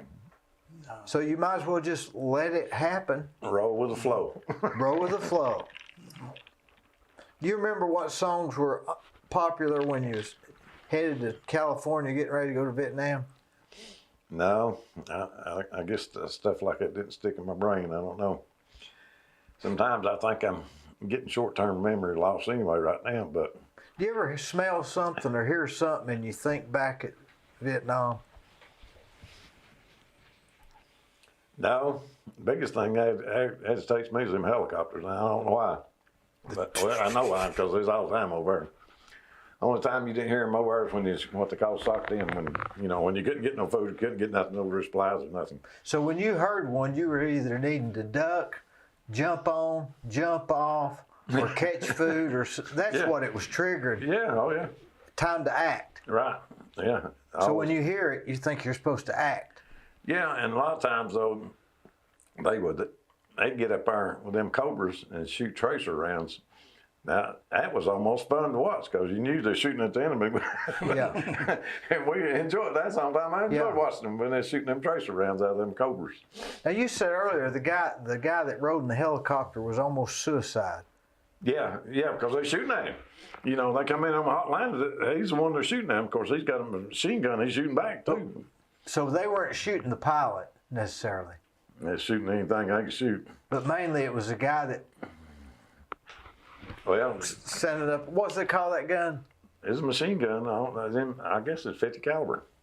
Yeah, I'm pretty sure it was. So he was just shooting so they didn't shoot who's getting off the plane. Right, yeah. He's trying to cover us long enough for us to get off there and them take off. Did you ever watch Forrest Gump? Oh, yeah. Was that pretty close to the way it was? No. What was wrong? What was different? You mean being in the Army? Yeah, when he was in Vietnam, because he went to Vietnam. They did? Yeah. Forrest Gump went there? Yeah, he said one day it started raining and it never stopped. Yeah, well, that's true. Well, during the monsoon season. Yeah. They had what they call the monsoon season, and it rained. Every now and then during the daytime, it'd quit and the sun pop out, and he thought, oh, it's over with. In a few minutes, it rain again. Did you ever have times when it was you or him? Oh, yeah. I mean, it was you or him.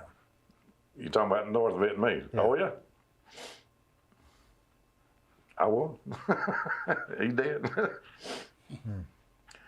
I know might not be related, but one time me and Laverne, the lady I drove the taxi for, we went way down the country somewhere and picked this guy up, and he come out behind some houses.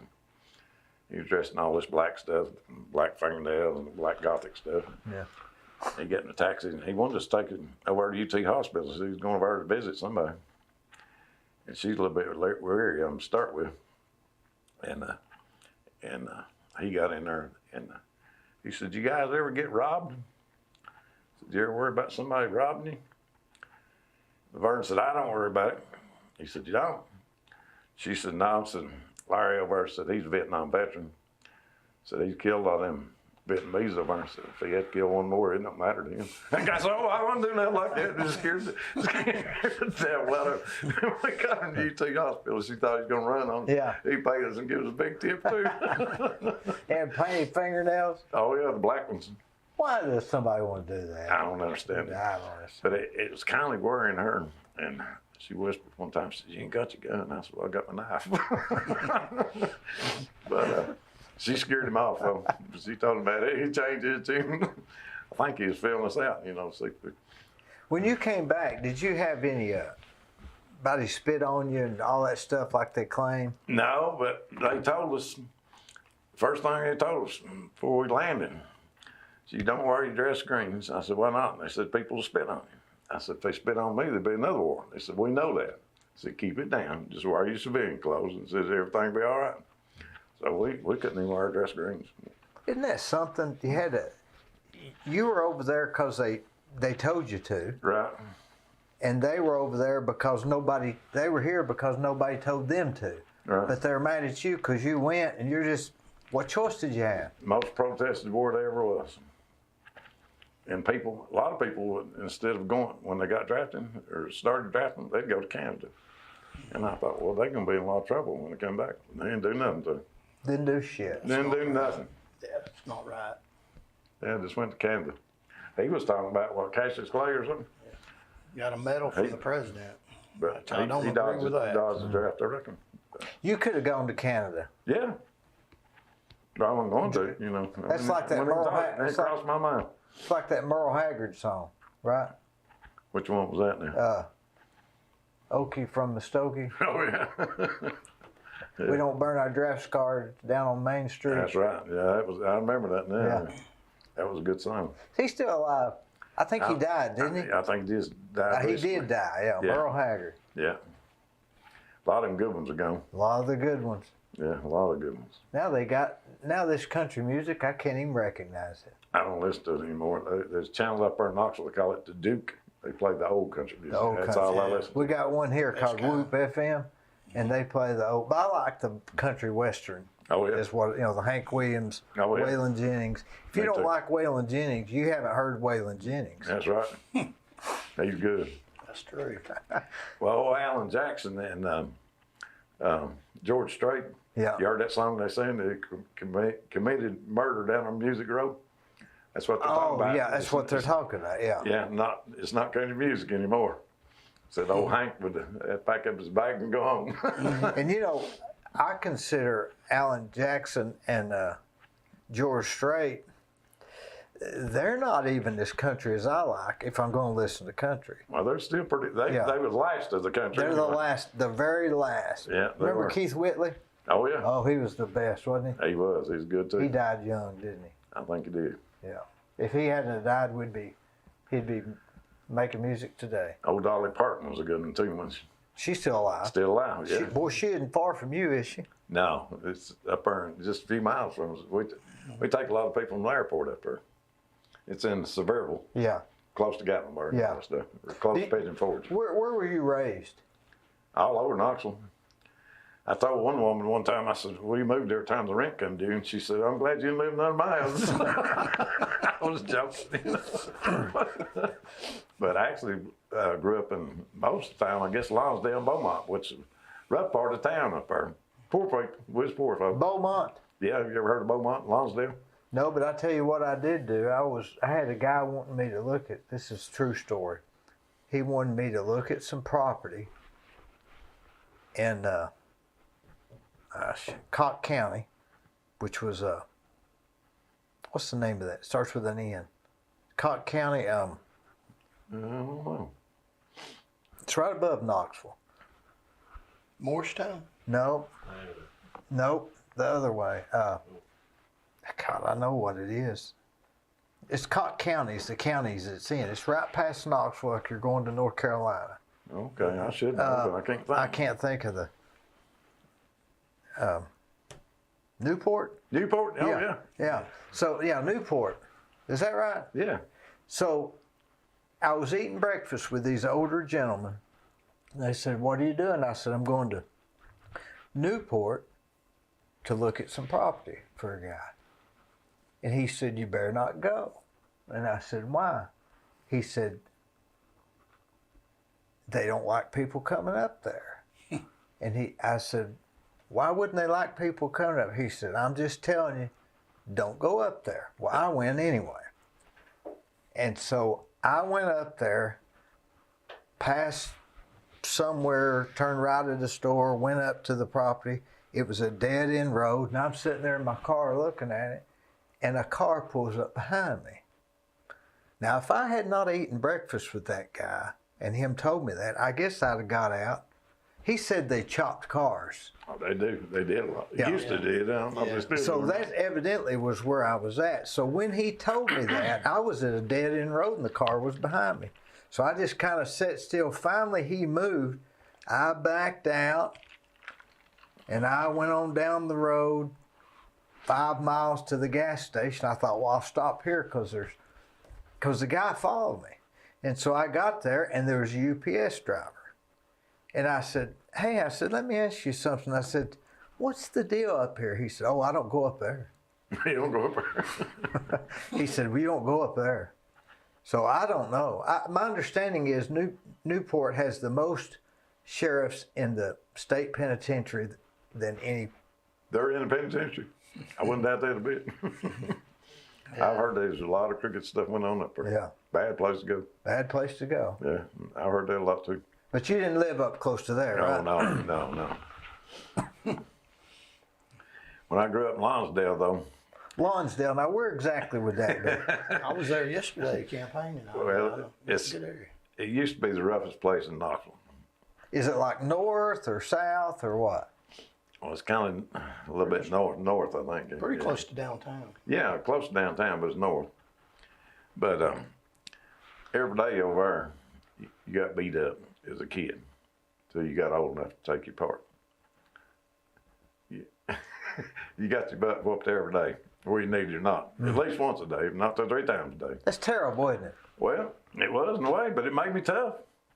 Like I say, I was tough when I got out of there, but when I got old enough to take my part, I fight them back. But, you know, like I say, as a kid, I got my rear end kicked a lot of times over there until I got old enough to take my part. But them bigger kids whip your butt, you know. Yeah. There's nothing to do about it, right? Well, that's what we did for fun. Or what they did for fun. They had the fun. I guess when I got older, I was having my fun. Where did you when you left there? Where did you go? I see. Well, right before I went in the Army, I guess I rented apartments and stuff, but they wouldn't. They was a little bit. Was you on your own Yeah, pretty much. at 19 or 18? Well, I lived with my uncle a lot. He was a brick mason, and this guy was a worker. I mean, daylight, he wanted to be laying bricks. We'd get to the job before daylight. We'd mix mortar. Daylight, when he could see, he was laying bricks, and he'd lay them in the dark. Did you have to shovel it up on the scaffolds? Oh yeah, carry buckets up there and everything else, but carry the brick to him, carry the blocks. He laid blocks over brick. Lay them down the same way so he can grab them, doesn't have to look. Right. But he wanted me to stay with him when I worked with him. One time I remember before I started living with him, it was snowing a little bit one day, and I thought, well, I ain't gonna go to work in the snow. He come over to my house and run me down, my buddy's house. He said, what are you doing? I said, you're supposed to be at work. I said, well, I didn't think it was going to work since it's snowing. He said, yeah, we're going to work. I said, get in the truck, we're going to work. And we went to work. But he said, you're going to have to move in with me. He said, I ain't putting up with this stuff. I want you there to work. And this guy, I mean, he's a tough old guy too. He's a 6'4", big old guy. Most brick masons are. They're rough people. They was. But he made the money. Did you ever put antifreeze in the mortar mix to keep it from freezing? Yeah, so we had a let- powder like stuff, I believe, what we put in Yeah. there. Yeah, we did that because he would work even in the wintertime. A lot of them stayed home, said, I was too cold. It would freeze up. But he put that stuff in and make it Yep. set up. Covered up with plastic so it'll dry the next day. Yeah, did a lot of that stuff. But he would. I don't care how hot it was, how cold, he was going to work. 'Cause that Whatever guy, happened to him? he died of a heart attack when he was about 53 or 55 years old. Was he real particular about his brick and that sort of stuff? Oh, yeah. Yeah, he'd go around and look at some of these other guys' jobs, and if them lines wasn't straight up and down, he said, look how sloppy it is. That looked like that. But his would be perfect. But you know, nowadays they'll get a brick and they'll make some hotter than the others, and they shrink up, and so it'll make the joints look like that the brick mason's not keeping the line, but that's actually the way the brick are supposed to look, and the customers will think that he's laying it wrong, but that's the way they're designed to look like they're not. Oh, I mean, really? it's crazy now. Yeah, it is. And I've not seen that, I don't guess. But You were probably laying the old schoolhouse, all the same color and more. he got where that contractor he was working for wanted to use old brick or used brick where they tore buildings Yeah. down. If he'd find them tearing the building down somewhere, he'd go over and buy them bricks, everyone he could get his hands on. Because he built a lot of houses. Yeah. And he'd buy all the bricks he could get. And he got, that's all. And my uncle got to complain about that. He said, I don't lay nothing but clogs anymore. Yeah. But he made a beautiful job at them. Some of them want that black mortar put in with it. And man, I hate that stuff. You come home, you almost look like a black guy. Yeah. But we did a lot of jobs of that too. But it looked good with that stuff in it. Being a brick mason is one of the worst jobs there is. It's got to be. That and One of the roofing. hardest work. Yeah. It'll make you tough. Well, see, that's what made me mean and lean back in, you know. Can you imagine laying 1,000 of them for $600? I mean, think about that. $600. That's about what they get now. Now it is. Yeah. Well, back then you got $65. Well, I've seen them lay them for $55 1,000. And I mean, scaffold up and have to carry them up. Yeah, a lot of them houses we bricked was 2 stories. They will soon come out with another way to have housing that's more organized. You know, there's so much waste in the building business. Stuff, Right. Something comes 10 feet and you need 8 feet. Right. So they'll come up with something soon that's more prefab that takes the waste out of it. Yeah, they need to probably. They got to, I guess, to survive. People don't want to work to pay a 30-year mortgage anymore. Oh yeah. I mean, what's the point? I mean, And you can't get people to work now anyway. No, nobody don't want to work. They want the paycheck, but they don't want to work for it. But I wasn't raised that way. And my Uncle Frank, he always, that's one thing he instilled in me. If you ever want anything in life, you got to work for it. That's right. He beat that in my head every day. And he was a man of his work. I mean, he was the hardest working guy I ever seen. Did you take your lunch or did y'all go eat somewhere? No, we took our lunch. Did you have to pack it in the mornings? His wife packed it for us. We'd eat peanut butter and jelly sandwiches, and sometimes bologna sandwiches, stuff like that. And different things. But I know a lot of times in the summertime, though, he'd send me to the store to get it. He called them dopes back in. Yeah, dopes, yeah. He called them cokes. But he said, go get us some dopes. And I'd go sometimes and get 2 or 3 cartons. Yeah, and a moon pie. Oh, yeah. Yeah. So maybe some. But we'd be sweating out there, you know. Oh, hot. You drink 2 or 3 drinks and you're sweating it out in a few minutes, it's gone. Miserable. Yeah. But he'd say a lot of brick masons thought they did something. If they laid 1,000 a day, if he didn't lay 1,500 a day, he'd cut us all the way home. We had to, because that, you know, that was. That was his livelihood, yeah. But he was a hard worker. And he said he started out with a couple of old guys that were brick masons, said they stayed about half drunk all the time. And he said he just went there and started laying them himself and learned how to do it. And said they wouldn't teach him nothing, but No. he'd lay more brick than they did. They just having to work drinking. He was doing the work and they getting paid for it. Is his wife still alive, or I guess he was a lot older than you then, right? Yeah, no, his wife's dead now too, but she lived probably 10 or 15 years longer than he did, or maybe even 20. Would you say Knoxville's changed a lot from the time you went to Vietnam? Oh yeah, I mean, it's just changed huge, a lot. isn't it? They used to call it the Scuffy little city. You ever heard that? The Scuffy? Scuffy little city. It hurt their feelings when they got on national news and said Knoxville was a Scuffy little city. What'd they mean by that? Right They're here? scruffy and scruffy. There's talk about it being kind of backward and no industry coming there and all that stuff. But it hurt their feelings when they did that, so they got on the ball and tried to spruce a lot of places up in Knoxville, trying to improve it a lot, you know. But they really worked on it after that. But How long does it take to drive from here to your house? An hour and 10 minutes? Or? something like that, wasn't it? Yeah, it's about an hour and 10 Not that far, really, No. in the grand scheme of things. No. No, it's When I first come back, when I first got out of the Army, I used to, like I say, me and my wife separated a little bit then, and I moved down to Chattanooga, so I used to drive down there. Oh, really? Go back and forth a lot, and then come back up and visit and stuff. Where'd you work in Chattanooga? Well, a couple of my brothers worked down there, and I think one of them worked for, called it Honest Charlie, as auto parts, and the other one, his father-in-law he sold cookware. I started working for him, and he would. Have you ever heard of Salad Master Cookware? I don't know if you ever heard of it. It was stainless steel That's pots. not on Bonnie Oaks, is it? You mean what the? Bonnie Oaks Road, maybe? Oh, I don't know where it's at, but he made a lot of money selling that stuff. Like door to door or something? No, he would actually go and take those pots and pans. He'd book what they call a dinner. He would actually go out and cook a dinner at these people's houses, and they would invite couples over. And this guy he was good. And best food you ever put in your mouth, he'd cook in them pots. He'd cook a roast. He'd cook, put potatoes in with it, put all kinds of stuff in there. But that food was delicious. And people were buying that cookware like it's going out of style. I think he sold everybody in Chattanooga a set of it. And the people coming out of Georgia coming to Oh, I know what you call it. Like the Pampered Chef is now or something, but Probably that's probably like the predecessor. But man, he could cook up some meals, I tell you. And he even got me into that. You know, I was helping him start with him, but I learned how to do it and how to cook the meals and all that stuff. So I went out and started getting these dinners. And first dinner I went on, I sold 5 sets myself. But you have the people set up a time when you go back and talk to them, see if they wanted it. Yeah.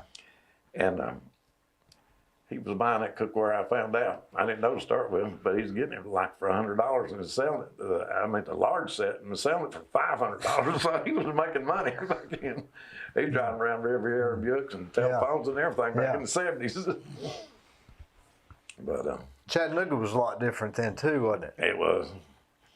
I think it's changed a lot now. I've not been down there in a pretty good while, but I used to go down there. Like I say, both my brothers lived down there for a while. What do you do now during the day? Nothing. Nothing? Nothing. I was down at taxi deal He just a few talks to me months ago. sometimes. But You ever go with him, shake hands? no, I haven't really. Probably need to start doing that, I guess. But He's coming down here today with I'm me. getting where I don't do hardly anything. No joke. I've had a lot of problems with my mother-in-law. Still am. Plus my brother-in-law. We went over to his house on March the 4th. He landed in Florida. So what's wrong with you, Gary? I don't know. I said, I'm not going home till I find out what's wrong with you. I'm not going home and leave you falling out on the floor here. I said, you need to go to the hospital and see what's wrong with you. He didn't go start with. I kept on and on and on. He finally said, well, if you really think I need to go, I'll go. I said, okay, good. So I called the ambulance and I sent him to the hospital. Got out of the hospital.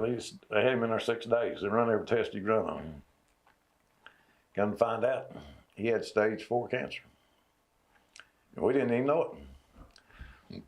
He'd had, I guess, prostate cancer 2 or 3 years before that, because I talked to his family doctor later on. He said he had that stuff 2 or 3 years ago. He said, I tried my best to get him to get treatment for it. So he denied any kind of treatment for it. I said, why? And he said, I don't know. So he waits to get stage 4 cancer, and I go pick him up at the hospital. They told me he had 2 appointments and said something about his cancer. I said, cancer? I didn't know what was going on at that time. You just knew he had cancer. So I take him to his first doctor's appointment, which is a urologist. He came in there, he sat down in front of me, Gary. He said, Gary, I'm not going to beat around the bush. I'm going to tell you exactly like it is. I said, that's what we want to hear. He told Gary, he said, you got stage 4 cancer, so it's not curable. He said, you're not going to live long. And he said, best thing you can do is go see the cancer doctor. He said, I can't even treat you. He said, you've gone beyond. He said, if you come years ago, he said, I could have treated you. But it's gone beyond what I can treat you for. He said, go to the cancer doctor. He said, he'll make what little bit of life you got left a little more pleasant. So I carried him to the next appointment. He even helped me take him. Yeah. That second appointment, I believe, is one you went with me on. Yeah. But take him over, and the doctor tells him the same thing. So I can be around the bush and tell you like it is. And he said, you got stage 4 cancer. So it's not curable. So he said, some people want treatment for it. Said, some don't. Said, I understand either way. What are you going to do? He said, oh, yeah, I want that treatment. I thought, wait a minute. You don't want no treatment when it's curable. You wait to get ready to die, then you want the treatment now. But I didn't say nothing. I let it go. I said, well, if he wants treatment, I'll take him. I think I took him to 5 or 6 doctor's appointments.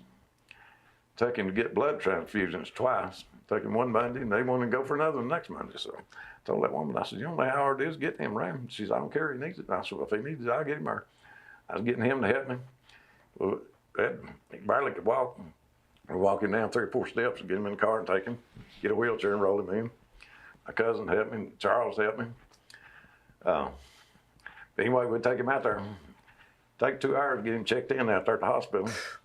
And then they keep him 6 hours after that, so I spent 8 hours. Golly, that's a real pain, isn't it? It was, but I had to help my brother-in-law, do all I could for him. And I took him till he couldn't go no longer. And they got down there to last, and he couldn't even get up off the couch. I went over there one time, he'd fell on the floor. Oh, my wife come home one day. She's been over there since March the 4th, my wife has. Me and the dog, we were batching it. Anyway, she thought she was going to run home that night and take her shower and stuff. She got home, he hadn't been there 30 minutes. He called and said, I fell on the floor. So we run over to get him. I get over, he's about the same size as me. And I tried to pull him up and get him back on the couch. At first, I didn't make it. I thought, well, I hurt something in my arm.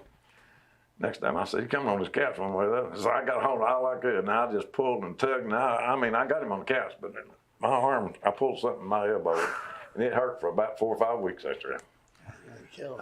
I'm going to do something. Next time, somebody said, next time he gets the floor, said, call the fire department. So they'll come out. So just dial 911 and tell them you need. Well, that's what it's for. Yeah, assist and lift, they call it. So I thought. One time I thought he called somebody one day, he was laying on the couch and he couldn't even sit up. And he called him out there and said, I just set him up. I don't think they appreciated it too much, but they set him up and they went on. But anyway, I don't know how many times we had to call him out there. And they knew him by name. But you know, if he got treatment, who knows if he had gotten early diagnosis or early treatment, if it'd helped. Nobody knows.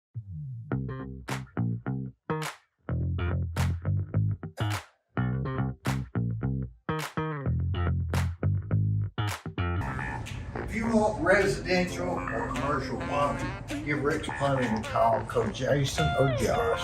They'll do you a good job. I use them. I've used them for years. They're no problem. Come on, woo!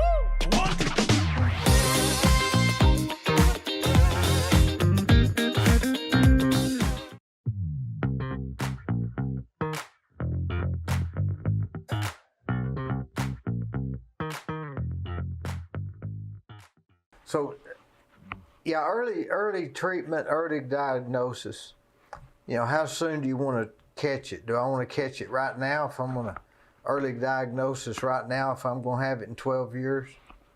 I mean. Oh, yeah. Well, I don't think I've ever heard that if you get it in your prostate, it's the easiest one to treat. Easiest form of cancer. Right. I know I worked with one guy that worked at the car lot, and he got it in his, and they did some kind of treatment on him where they didn't shot like laser beam, and it cured him. Old guy, he's 80-something, still going down. That's the seeds. They got the seeds. They inject those neutron seeds or something. Right. But it cured his. All I know is God's in control and not me, right? That's right. Did you ever pray when you was in the foxhole? Oh, yeah. A lot of that. I did a lot of that. A lot of them. Charles, tell us about the campaign. You look like you've lost 30 pounds. Have you? I don't know about that much. I've lost a little weight. Been doing a lot of walking and walking and door knocking. and do a lot of praying too. I mean, I believe in that. I ask churches to pray for me. I think praying is more important than money in my faith. And just like you said, God's in control of stuff, but we do have to fight for stuff. But the campaign's going really, really well, better than expected.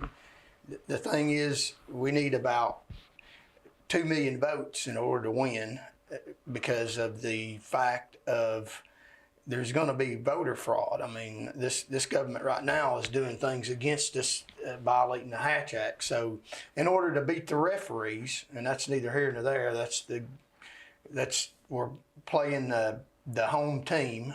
So that's going to take place, but we're going to have to do exceptionally well. So we're going to have to really work really hard in the last few days of the last 5 months of this campaign. So friends calling friends and a lot of prayers, and we can beat these people in government that are self-serving. But it's going to take a whole lot of work to beat the referees and the governor's office right now, as far as publicly, has left us alone pretty good publicly. So if that continues to happen, then we should be in pretty good shape. If he uses his position to say stuff about me, and I've heard he might run a few campaign ads against me, then that will be hard to overcome. I hope that he don't. But so we're hoping that things pretty much follow the normal course that's going now. And of course, I'm working hard every day, and I've got other people that are helping me all over the state, which I sincerely appreciate. And if things go like they're planned, and we've got a few things that are coming up that we'll let people know. I've worked mostly off the Facebook page. That's easy to find. So if you want to find out about the campaign, it's on there. We're trying to get a few more. Mainly, we want people to friends calling friends, because everything I read and everything I've experienced in the past 2 years, talking to people face to face, like you said, going to their house is the best way to get people to vote for you.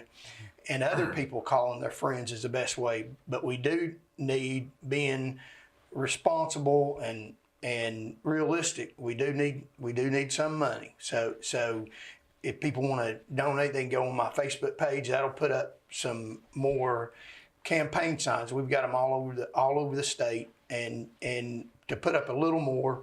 I would prefer people call their friends, but if they have extra, if people don't have extra money, if they have any money they can give, that will certainly help.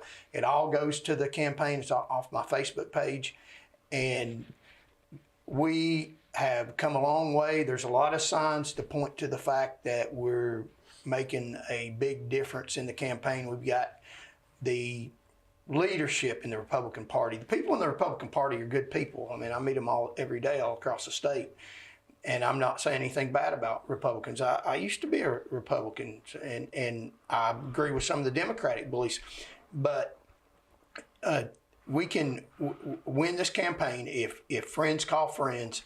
And the Republican Party in Tennessee is in power right now. And the signs that we're making progress are the leadership in other states in the Republican parties are looking at our Facebook pages and looking at our LinkedIn pages. So we know that during the surveys that they do that Charles Van Morgan for Tennessee governor is coming up, that people are telling them they're going to vote for me. So they know that we're on the map. And we're on their radar right now, big time, and so we are making progress. The last 5 months, the only thing that I can tell people in order to get your government back is we need to keep on working extra hard the last few months of the campaign, and depend on a lot of work, and we can pull this underdog victory off. So and get a government back that serves people, and God bless this man. I pray that Larry that's helping me so much, and such an honorable person. And if there's anything that can show the distinction between me and the current governor, it's who your friends are. And this gentleman is one of the most honorable gentlemen on the planet, just honorable, and is the reason why I can campaign, because he fought for this country. And all the bad stuff he's seen was for our freedoms. And if you look at the governor's friends, it's all about the money. And like my mother taught me, I could care less about your money. We need some. But I care about Tennesseans, and I care about people, and this is just such a good representation. I don't worship any man, I worship God, but this is such a fine man, and I appreciate him coming down here today, trying to hold on to his coattails and doing a pretty good job. And I'm a pretty smart person. And I know that this man is a good friend to have. I certainly appreciate Larry. No problem, sir. And just a godsend. And I've had a lot of godsends. God's on my side. He's on people in Tennessee's side, or I wouldn't be doing this.